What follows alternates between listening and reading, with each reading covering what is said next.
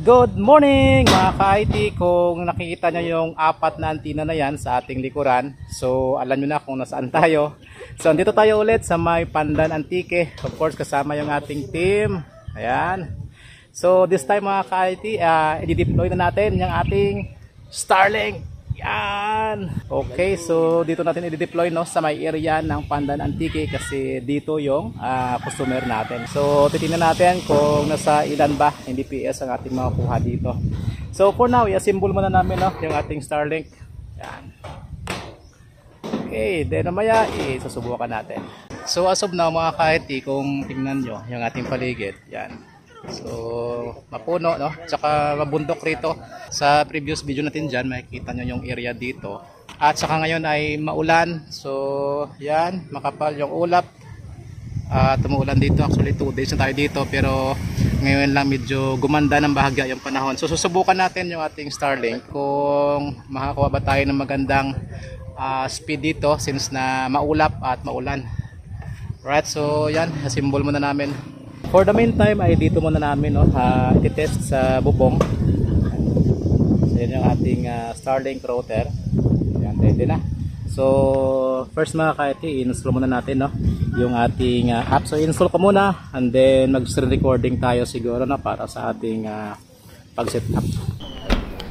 Alright, so start na tayo. Open natin yung ating Starlink app. Then find an installation. So dito select natin yung ating device. Then confirm natin. So ito, follow lang natin yung nandito sa screen. Okay, so click natin yung I'm ready.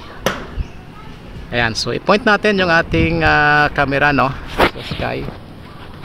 Ayan, para makita natin yung mga obstructions dito sa paligid. Wow, grabe naman.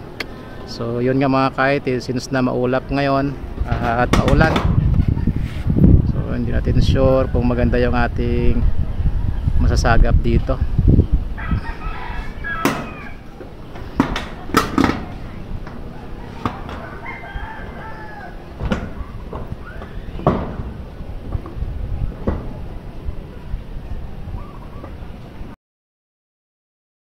Ayun, so tapos na. Click natin yung view results.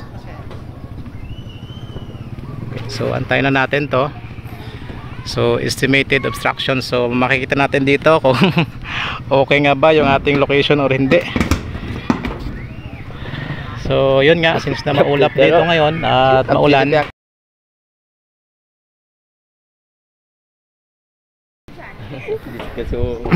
alright, so 30% na tayo.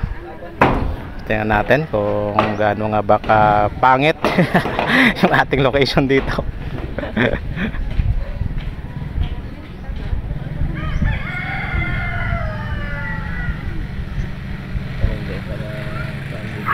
Okay, so yan mga ka-IT. So you may want to find a better spot. So talagang ano no, yan, talagang obstructed yung ating area. So as of now, ita-try lang muna natin no, kasi baka hanapan naman ng magandang spot ng may-ari. So i-set up muna natin yung ating Starlink. Okay, so i-power up natin no, yung ating Starlink. So ilagay muna natin yung mga connections dito. Okay, then power up na natin, saksak natin. Okay. So tingnan natin dito sa bottom no.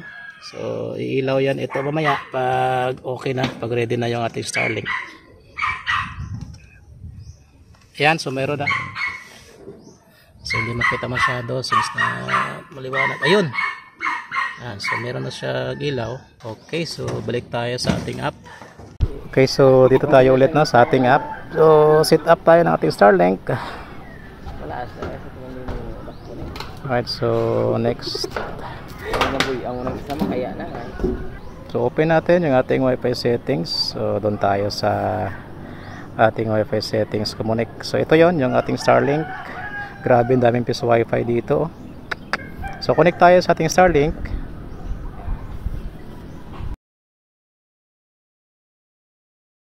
Binaba muna natin dito no, yung ating router. So now mag-test tayo dito mga ka-IT sa loob, no? Kung nasa ilan niya ba yung ating makakuha. So mag-test tayo ulit. Okay, so mag-speed test tayo ulit. So medyo blurred yung ating camera. Pasensya na kayo sa cellphone natin, ha.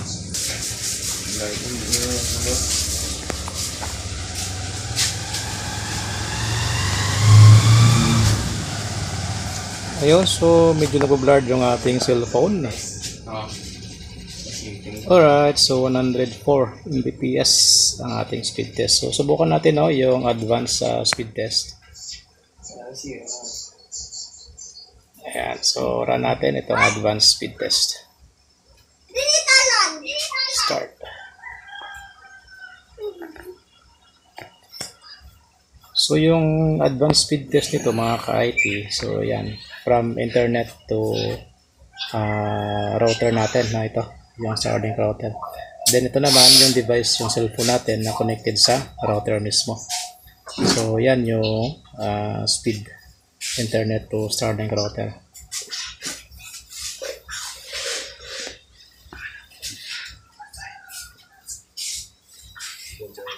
So 97 over, masyadong blurred, 25 Mbps. At ito naman yung ating device to router na mismo.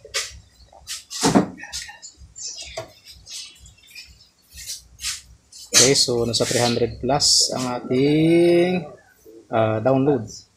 At nasa 200, 300 plus din yung ating upload. Okay.